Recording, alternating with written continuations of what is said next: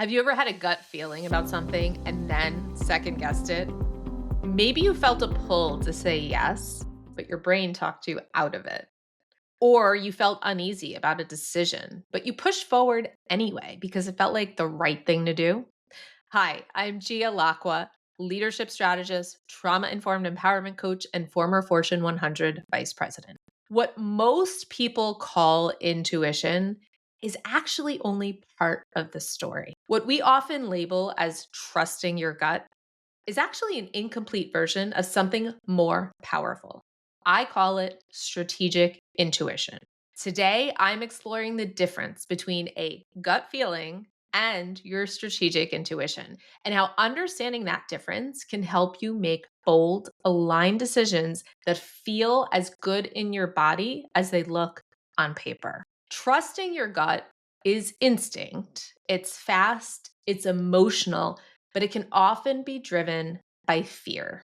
Strategic intuition, on the other hand, is integration. It's integration of your head, your heart, and your gut working together. So your intuition isn't just a hunch, it's actually a whole body signal. It blends logic, emotion, and embodied awareness into one clear direction.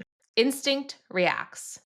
Strategic intuition responds with alignment and intention.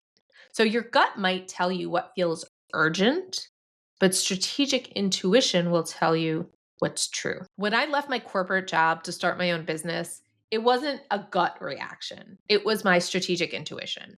It was my head, my heart, and my body all saying yes. It wasn't driven by fear. It was an aligned decision. And that's the difference. Gut feelings react, strategic intuition leads.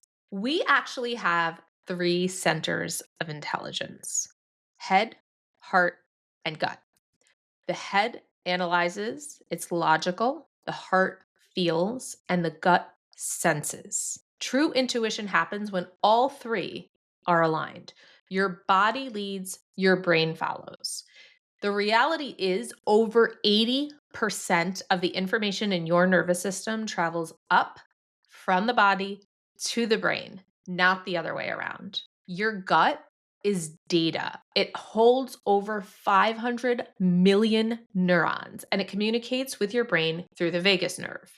And when you ignore your body, you're actually ignoring most of your intelligence system. The smartest leaders don't just think their way forward. They feel and they sense their way forward too. I remember early on in my career, I was offered the choice of one of two leadership roles.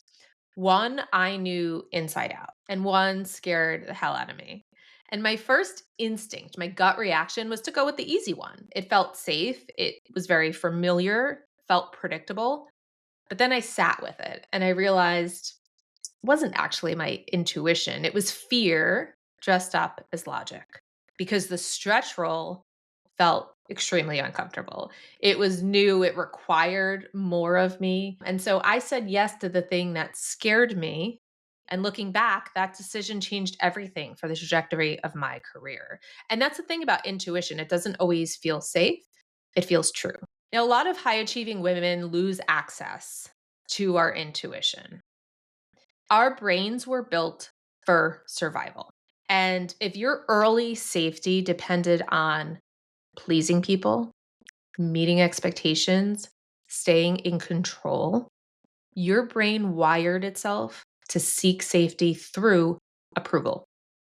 And success can make second guessing worse because there's more at stake. So, when we're chronically seeking external validation, we're not leaning into our truth. We're not tapping into our strategic intuition. So, we need to rewire that pattern, shifting from what do they think to what do I know. Now, for most of my life, I built success on reading the room. I anticipated what people around me wanted, I delivered it flawlessly, and I earned my safety through approval. And it worked until it didn't. And I remember sitting in a leadership meeting, second guessing every single word before I spoke, realizing I wasn't leading, I was performing, I was playing a role. And that turning point came when I stopped asking, what will they think? And started asking, what do I No. And that simple shift from external validation to internal authority changed everything. My decisions became clearer, my confidence got stronger, and for the first time, my success actually felt like my own. Strategic intuition is intentional. It's about pausing before reacting. It's about scanning your body for clues, analyzing your feelings, aligning your head, your heart, and your gut. And over time, you can rewire your nervous system so that intuition becomes your default language. One of my favorite tools is what I call the silent second test. Before I say yes, before I commit to anything, before I respond, before I make a decision, I pause for a second, maybe three, but I check in with my body and I ask, what's coming up for me? What am I feeling? Am I feeling expansion or am I feeling tension? Am I feeling ease or am I feeling resistance? And that tiny pause tells me more truth than hours of overthinking ever could. I also reflect later on what my body feels versus what my brain says, because that then helps me see my patterns over time. And that's how your intuition strengthens, not through guesswork, but through practice. So the more you pause and listen, the louder your inner signal gets. So here's what I want you to remember: you were born intuitive, you've just been conditioned to doubt yourself. And strategic intuition is the process of unlearning that doubt and trusting your body's full intelligence system that's been guiding you all along. It's about bringing your head, your heart, and your gut into alignment so your decisions are always clear and confident. So if this resonated with you, subscribe and stick around for more insights on neuroscience backed leadership, channeling your intuition, and empowerment for women who lead with truth, authenticity, and power. Thanks for watching. I'll see you in the next one.